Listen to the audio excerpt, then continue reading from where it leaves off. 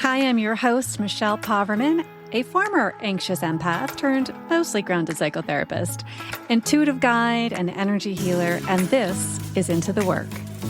And it isn't just a podcast. It's your actual invitation to break free from old patterns, end the cycle of your self-abandonment, and finally step into the life your soul has been craving. Each episode is a spark to help you rise higher, to help you shine brighter and reclaim the truth of who you really are. The spark has already been lit. And sister, this is a journey from spark to brilliance. So together, let's go ignite a fire. Hi there. Have you ever felt like you are doing all the right things?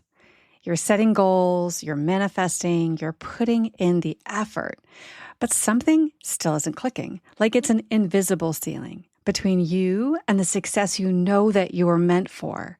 Here is the truth that most people don't talk about. Success is not just built on strategy and hard work. It's also built on your beliefs, and not just any belief, the right ones. Because without them, your goals will always feel just out of reach because they get in the way. That's why today I am sharing with you 9 core beliefs you must hold to achieve soul-aligned success. These are the ones that shift your energy, clear your resistance, and make your goals not just possible, but likely inevitable.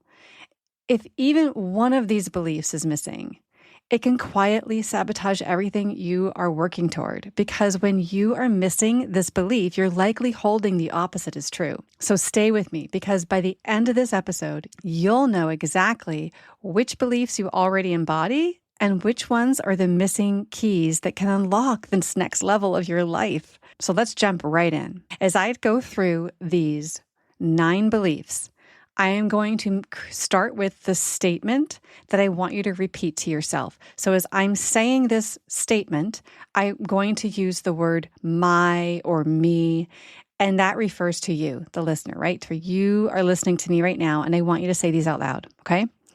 Number 1, my desires are not random. They are proof of my soul's map. My desires are not random. They are proof. Now, listen closely.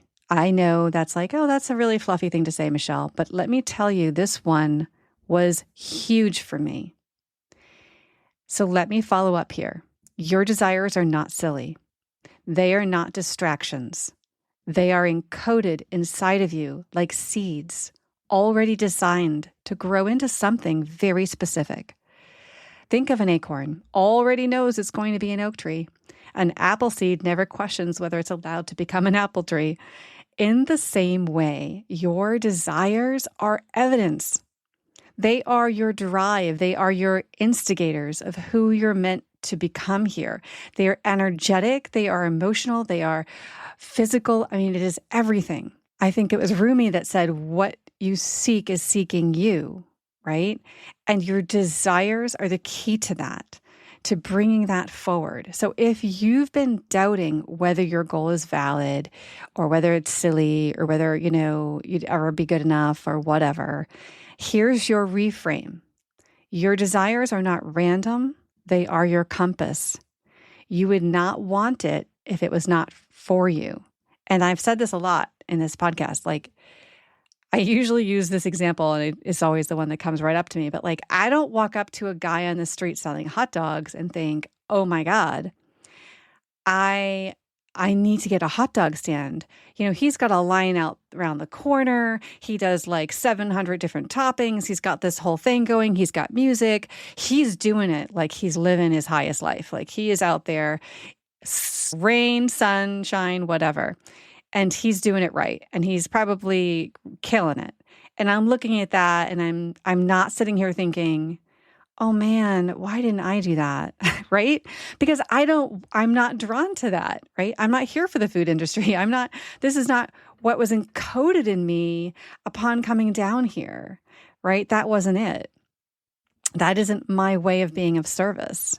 Right? That is his way of being of service and his way of expressing his unique stamp on something. And you, my friend, you have a unique frame, a perspective, a point of view, a POV. You have a POV, a point of view that is so important. And whatever that is, it is linked to a desire somewhere. And again, you would not want it if it wasn't for you and it wasn't already pre-encoded. Okay? Number 2, it is safe for me to expand into more than I've been. Okay. We all know this is a big one, but it has to be in here. Okay. Safety in the body and the nervous system. Everybody's talking about it.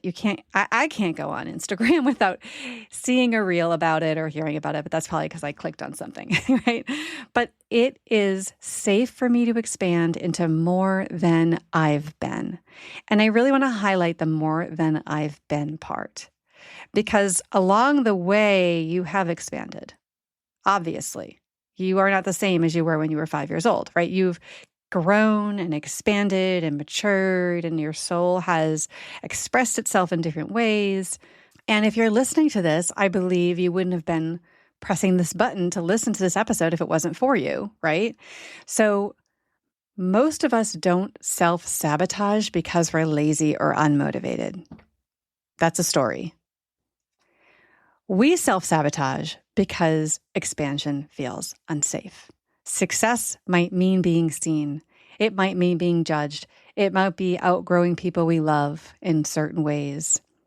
But expansion is not betrayal. Okay, you're not like betraying yourself or anybody else when you expand, right? I want you to look at it like permission. This feeling, this experience of desire, as we talked about in number 1, right? That leading to expansion, that desire is always leading to expansion, right? Think of a snake shedding its skin. It doesn't mean the old skin was bad. It no longer fits the size of who you're becoming. You need new skin. You're going to need to believe that you are truly meant to grow beyond who or where you have been in your life. In fact, it's sort of the whole point.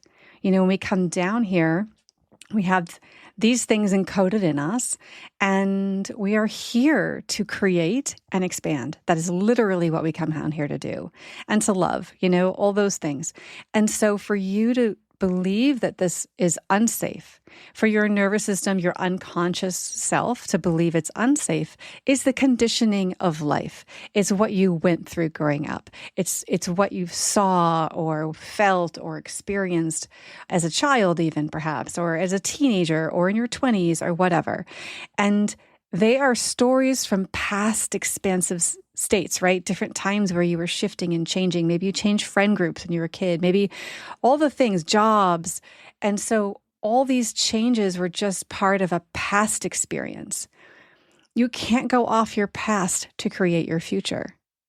Then you just stay in the past. You stay linked to it. You must see the future as one big open expansion and a possibility for you. It has nothing to do where you've been. It's all about where you're going. Okay? All right. So, number 3, I trust myself to walk in the dark. That's very poetic because I like saying it that way. But I trust myself to walk into the dark. I trust myself to walk into the unknown, where I can't see what's happening ahead of me, but I just go anyway. I trust myself to walk in the dark. I don't need the whole damn staircase to start climbing, and you don't either. You just need the first step.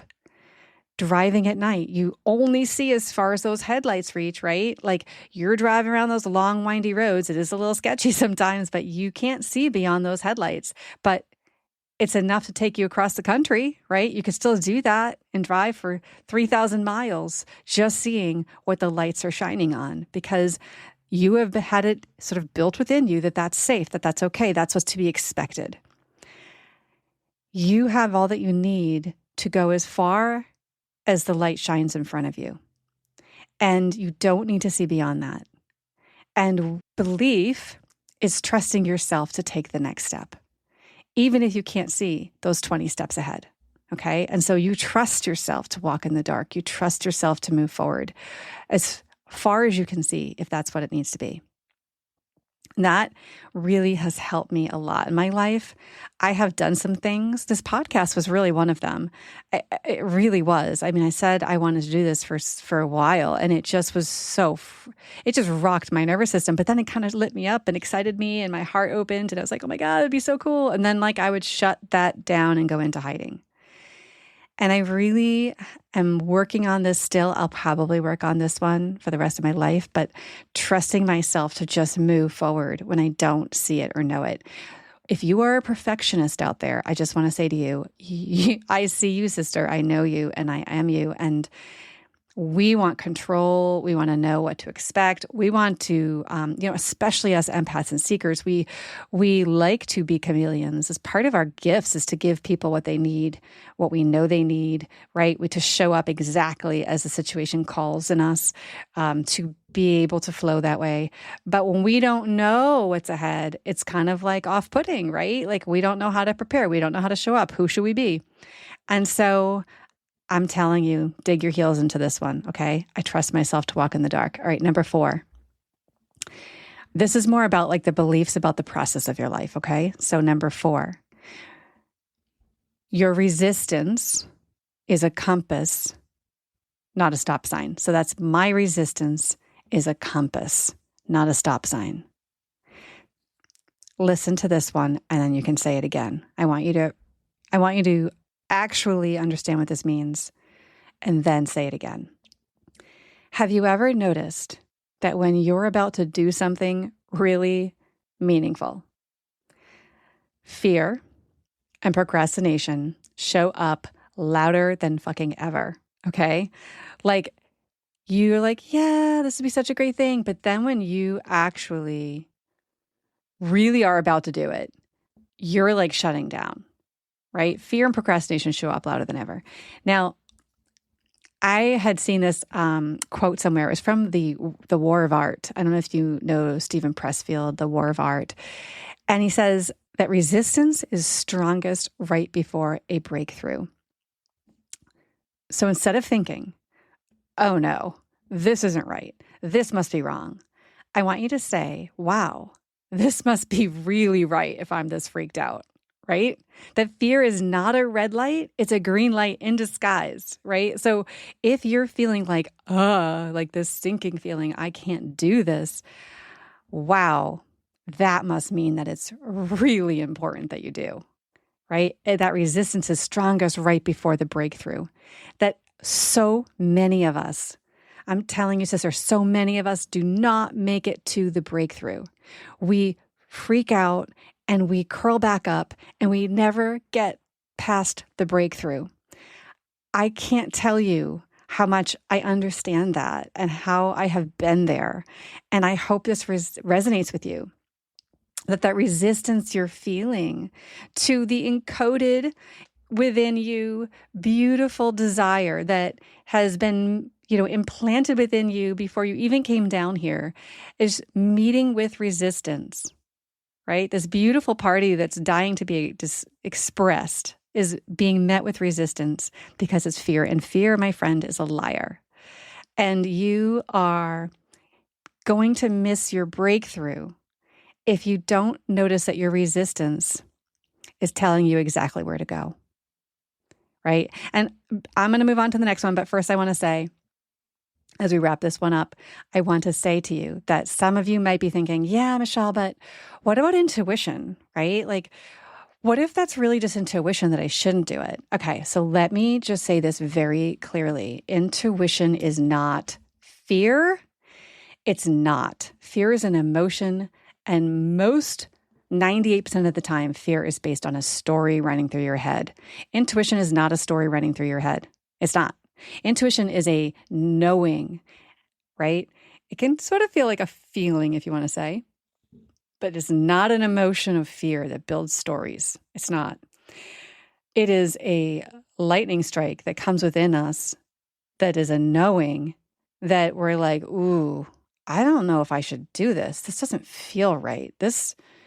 Something is telling me that that I need to hold on this, right? Like something is saying that there is something else I need to know first, or I just know that I'm supposed to wait until I talk to this person, or there's some knowing that's wisdom, right? It is not, I'm freaking out. Here's my story. I can't do this, right? No, not the same thing.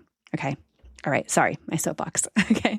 So, number 5, this one, I'm not going to lie, this one's maybe the biggest one that I've experienced again this year. And it is this, and I want you to say this out loud to yourself: rest is part of momentum. Rest is not what you do after the work is done. It is part of the work. Now, I know many of you are like, yeah, I know that. Like, I really try to build in rest, but some of us don't know that. And so there are going to be beliefs in here that you are like, oh my gosh, I totally embody that. That speaks to me. I already do that. I love that, right? Awesome. I want you to keep track of those too. For me, rest is what I do when work is done. And so if I decide I'm going to have to work really hard on something, I literally feel like I have to pummel myself in the ground until I get it done. I have a hard time integrating rest into the work. And so as a kid growing up kind of anxious and a little ADD, and so the way that my brain works is that it's a beautiful gift, the way my brain works at times, that I can dive in a rabbit hole and I can stay there for 5 hours, have total time blindness, and come out and be like, wow, look what you just created. Oh, by the way, if you do that multiple days in a row, guess what?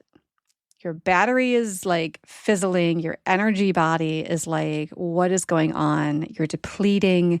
You're not feeling well, right? And that just catches up with you. So rest is part of momentum. I want you to think of music, okay? When you think of music, it's the silence between the notes is what makes the melody work, right? Or another example that I was just thinking of is, my son said this to me earlier, and I was like, kind of like my podcast. Athletes do know this, and that is that muscle grows in recovery, not during the workout. So when you're doing your workouts and you're being a badass and you're like, I'm increasing my weights, you're like expanding, you're sweating, you're working so hard, that is not the moment that your muscles are growing. It is only in recovery. It is only during rest that your muscles start to grow. They tear a little bit, little tears happen, which helps to grow, but that all happens when you are in rest. Your soul's goals are the same. Rest is where the integration happens, right? So I noticed for me, when I was busting my ass trying to get my beautiful course together, right? When I was bringing all these modules together. Now, remember, or I'll say out loud, this was a outpouring for me. It was like something was being pouring from me, and it was also simultaneously pouring into me because I love this work. So I'm doing something I love, which is different than punching numbers somewhere, right? For me, I'm in my gold. However, I really had to learn in this process that I was supposed to be integrating rest. I was supposed to be using rest for all that, beautiful magic to happen. Because when I stopped, all this magical stuff started happening.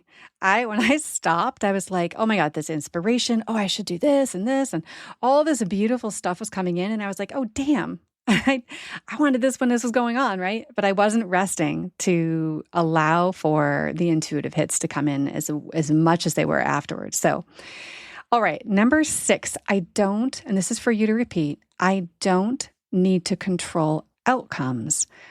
Instead, I need to align my energy. This is a huge shift for me and for many others. This is a large shift that we make inside of the Modern Empaths Boundary Mastery. Just to say that out loud, this is a huge part of the program, is learning this technique, right? And so this is the belief, I don't need to control outcomes. I just need to align my energy. Say that to yourself. Trying to control everything burns us out. But when we feel aligned with something, it magnetizes. We are becoming a magnet. When you think of a river, You don't force it downstream, right? You align yourself with the current. You're not like, I'm going to go jump in the river and go swim upstream, right? And make it really difficult. You're just aligning yourself with the current and you get there quick. When it comes to doing this work, we really learn to shift from, control and have tos and shoulds into, is it aligned with me? Does it feel like it's aligned with what I want, who I am, my integrity? Then yes, I'm doing okay, right? I don't need to control the outcomes. I just need to make sure that I am aligned with what's happening in the moment, right? And we have a saying in Mebum that is aligned, not perfect. I don't need to be perfect, but I do need to be aligned. And that means that, you're keeping your energy clean, you're feeling grounded, you're sticking with your integrity, and the results naturally follow. But that's a good question to ask yourself. Am I sticking with my integrity in this? Yes. Okay, great. All right. Number 7. Now, these beliefs that I'm about to dive into are really about beliefs you have about the world. And I wanted to include these because they are big players in our goals and what we believe about ourselves in terms of what we believe about the world. Okay. So there is enough. And here I want you to say to yourself, my success doesn't diminish anyone else's. There is enough. My success doesn't diminish anyone else's. We have been taught to think that success is like a pie. If someone else gets a big slice, there's less left for us. But the truth is, we're all baking, right? We as long as we let our own light shine, we give other people permission to do the same. And that is such a beautiful way to be in the world, for you to recognize, I am shining so that others can shine more. I am shining the most I can shine because it's giving everybody around me permission to shine, right? But me shining never diminishes someone else's success. And this comes through all sorts of things. This reminds me of money issues. So if you've ever had I really have to work on my money issues, my relationship with money, this is a really big one in terms of, if I have a lot of money, then I'm greedy and other people are having less. But that's not true. You can have a lot of money and so can everybody else. You having a lot of money doesn't mean that someone else doesn't get to have a lot of money, right? Wherever this shows up in your business, in your life, in your relationships, I want you to really look at shifting this belief and that there is enough for everyone and that your goals, you being really good at them, you shining, you being successful is not diminishing anybody else at all. And if the people in your circle are threatened by your light, well, my friend, that is another episode, because there is unfortunately a truth there where that can happen because people aren't doing their own work. And we can't control that, right? That is not under our control, right? That's part of number 6. I don't need to control the outcomes, just need to align with my energy. This is speaking to this as well, that you shining isn't about controlling how other people think or see about you, right? You setting boundaries in the world and letting yourself just shine bright without taking on other people's opinions and thoughts and fears and all their stuff. That's not your work. That's theirs. And it's really important that this belief shift. It's really important because this one can really keep us from feeling like it's okay to shine. Or, you're going to go to a party and see a bunch of friends and are they like, oh my gosh, what are you up to? And you're like, oh, nothing much. Meanwhile, you're killing it, doing something that's just amazing. And, you want to play it down because in your brain, these people aren't doing these kinds of things. So they're not going to understand and they're going to think that I'm being, rude or that I think I'm better than them, right? And I want you to call that story back. And I really want you to step into there is enough. And that when somebody is out there shining even brighter than you, They are showing you what's possible, not what you should be doing or what you should have done already. It's what's possible. And that's what you're doing for other people. You walk in that party and you tell everybody what you're doing and they're like, wow. And that really inspires them to look at that's possible. All right, so let's pull this in. Okay, number 8, we're getting close to the end here. Support and guidance are always available when I open to receive. Really, you can just say to yourself, I am open to receiving, and support and guidance are always available. I am open to receiving. Support and guidance are everywhere. We are not meant to do this alone. Support comes through mentors and friends, guides, synchronicities. It doesn't arrive until we're open to receiving it, though.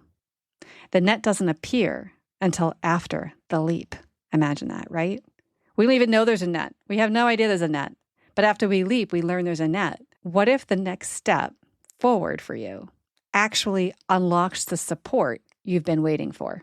Maybe you have to take that next step in action for shit to start showing up and for you to be like, oh my gosh, look at all these wonderful people showing up, or this guidance, or this, look how wonderful this all is.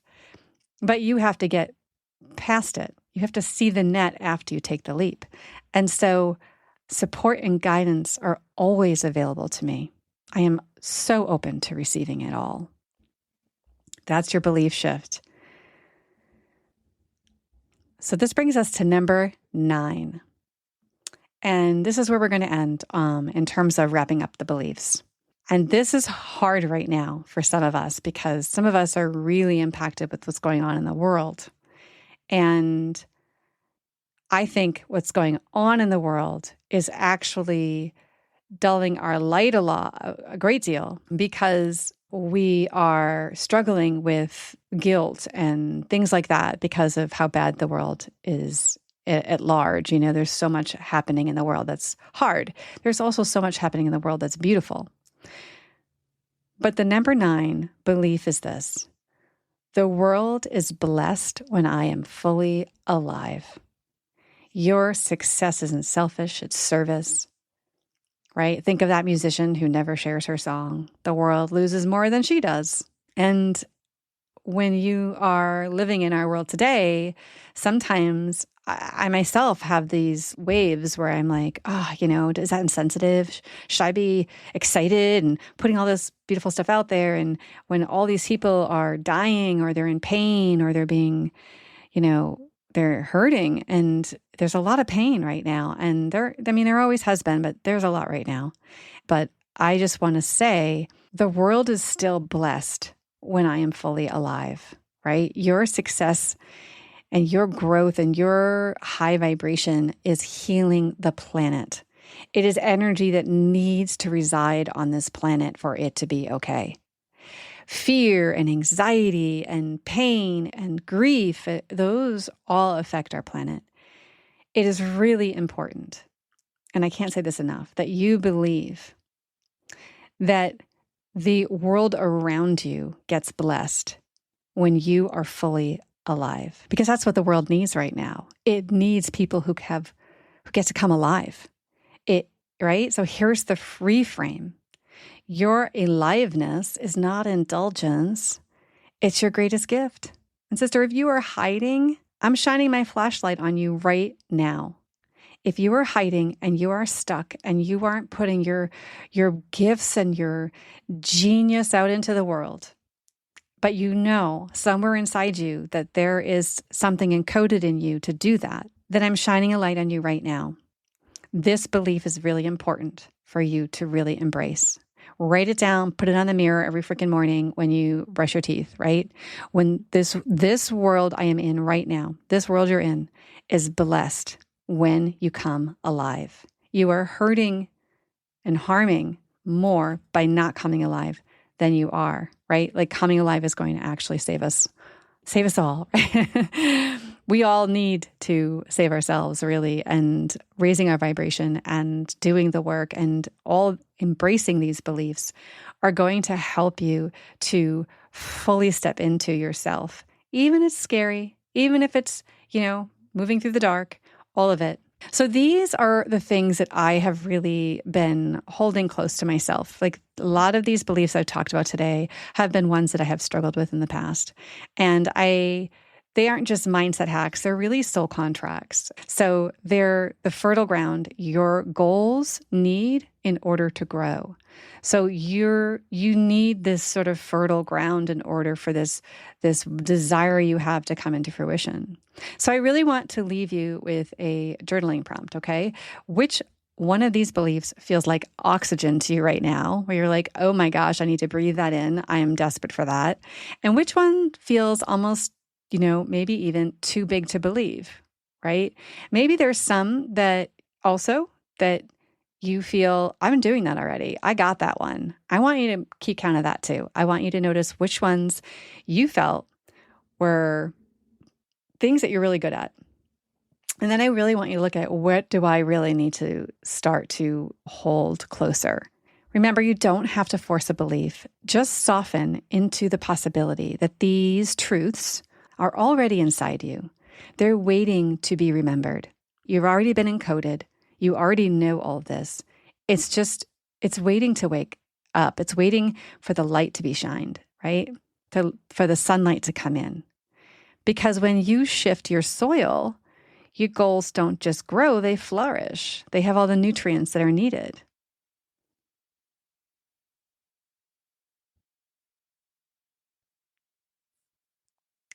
All right. Well, thank you so much for joining me here today. I love you. I'm so grateful for you. And don't forget to tune in next week. Next week, we're going to be talking about which of your chakras are begging for your attention. We're going to dive back into chakras again. I haven't done that for a while on the podcast, but we're going to talk about how these blocks are impacting you, what you can do about it, and how you can learn about your story right now, what's happening, and how you can move forward, because that's what it's all about is shifting this energy within you to go out there in the world and share your gifts, right? All right. So much love for you. Thank you. Have a beautiful week, and bye for now.